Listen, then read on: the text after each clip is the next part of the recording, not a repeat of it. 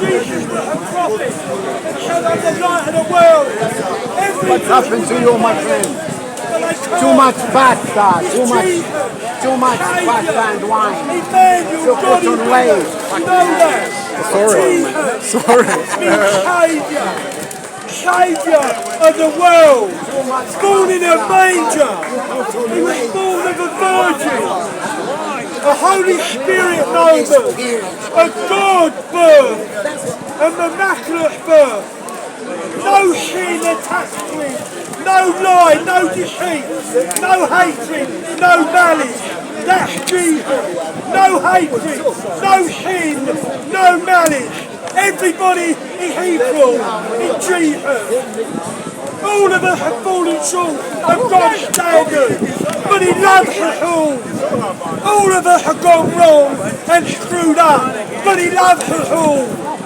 I've thieved, I've robbed, I've stole, I've paid for sex, I've done the lot, but God still loves me because He came down from glory into a little muddy shed and was born.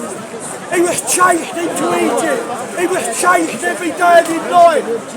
He was persecuted, but he loved and he loved and he loved. When he was in the garden, he said, take this cup of suffering from me, but not my will, but thy will be done. That's Muhammad done that. That's Muhammad done that. That he laid down his life for the sheep. That's Muhammad laid down his life for the sheep.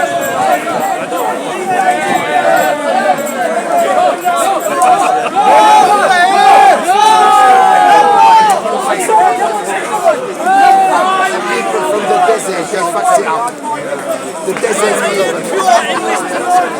they fucked it out.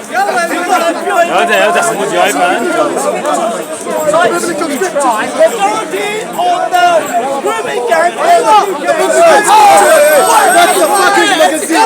White people are the people of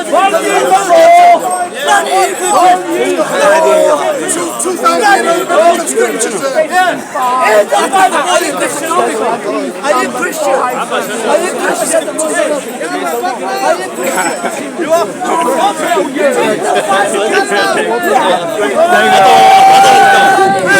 Shut up! Shut up! Shut up! Shut up! Shut up! Shut up! Shut up!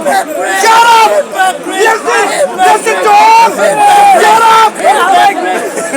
I don't understand.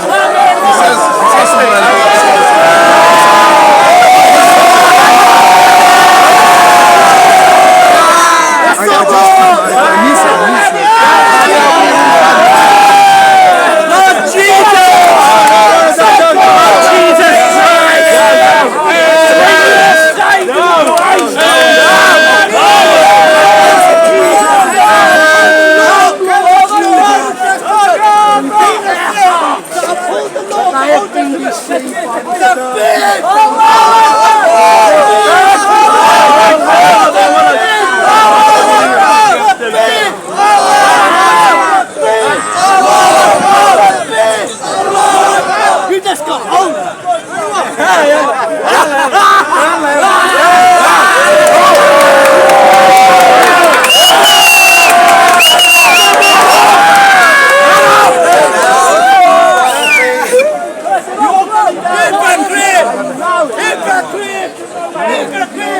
Check this out. He's got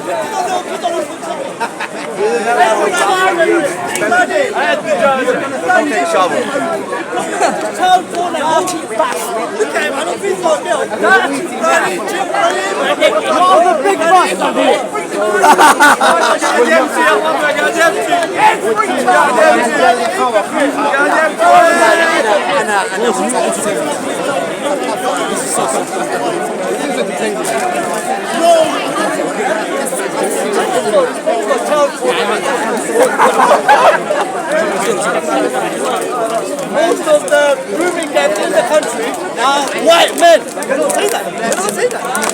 Bloody pedophiles, the majority of them are white men. They only come up with Asian. Bloody racist hypocrites. Racist.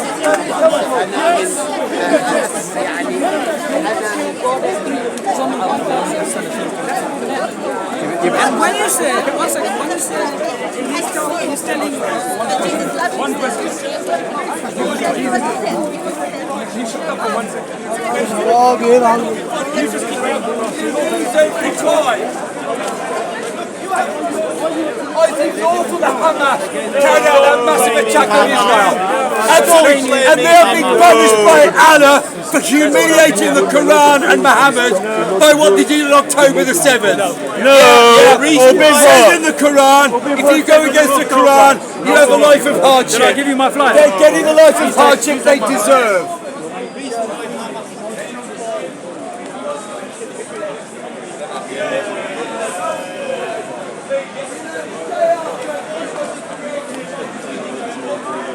Many more Christians, I want to point out to the church, are amongst the patriots that have stood with Tommy Robinson than their commie socialist opponents like we see here.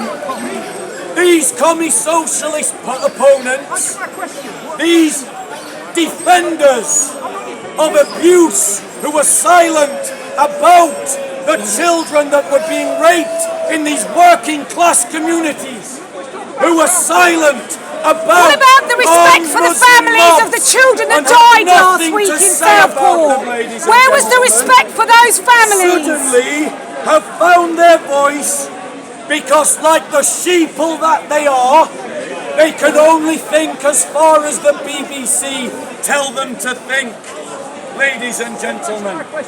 And so, all of you who are Christians, you must ask yourself, where is the church choosing to stand?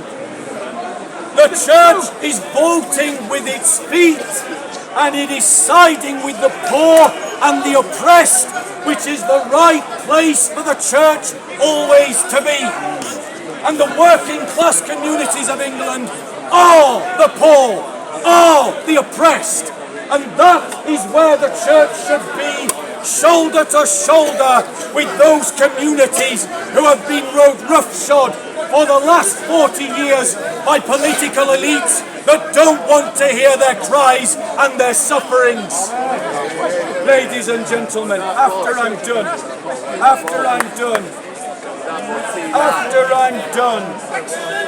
so, ladies and gentlemen, now you can't. Now, ladies and gentlemen, I want to talk, ladies and gentlemen, directly to the people involved in these protests. And I want to use the example of Pastor Ricky Doolan. Who knows Pastor Ricky Doolan? Pastor Ricky Doolan is the patriotic pastor. He was on stage with Tommy Robinson, Union Jack coat, guitar in hand, worshipping Jesus Christ. He went up to Southport to stand in solidarity with those communities. And when he was up there, an ethno-nationalist in a black shirt started accusing him of being anti-white. Why? Because Pastor Ricky Doolan has black people in his church. And Pastor Ricky Doolan, like all Christians, is against racism and against xenophobia. Pastor Ricky Doolan believes in controlled immigration. And there are some ethno-nationalists that want to attach themselves, ladies and gentlemen, to these legitimate protests. And they want to hijack them for racist ends. And notice the BBC sheep have suddenly gone silent because I'm talking their narrative all of a sudden. Ladies and gentlemen, I want to be clear, ladies and gentlemen.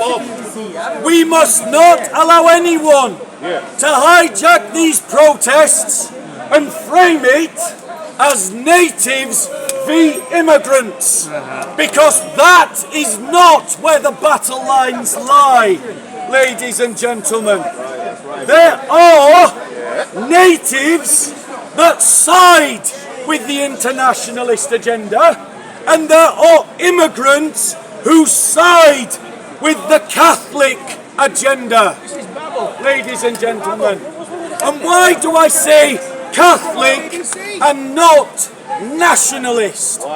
Because I want to be clear, ladies and gentlemen, that the Christian cause must always be framed in a way that is multi-ethnic and multinational.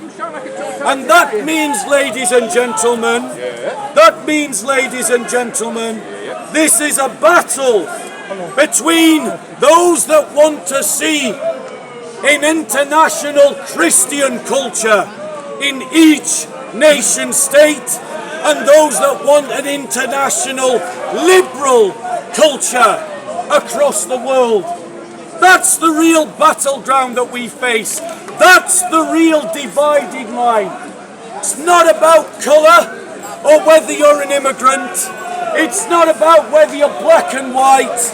It's about whether you want your nation to be rooted in its own culture or whether you want your nation to be dissolved by liberal internationalism and the international markets, ladies and gentlemen. And on those battle lines, natives and immigrants are on both sides, ladies and gentlemen.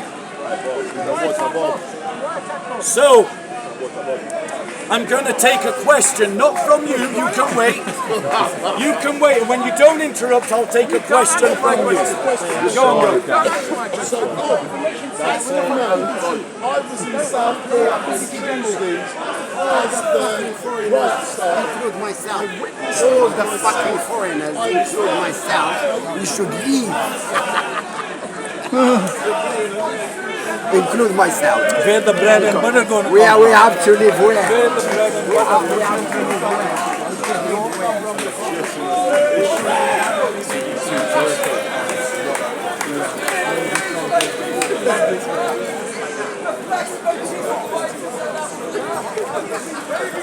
Why can't the Palestinians be determined enough to go and negotiate? I'm coward! The coward!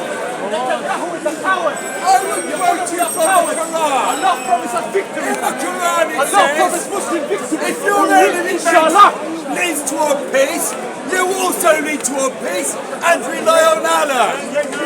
Can you rely on Allah? Yes! So do what it says in the Quran. If your enemy leads to a peace, you also lead to a peace and rely on Allah. So go and make peace with Israel and Allah will help you. But if you're just shooting Israelis, Allah's not helping you, is he? No. You lose every war you start against Israel. It's time to try peace. In 1948, Sorry.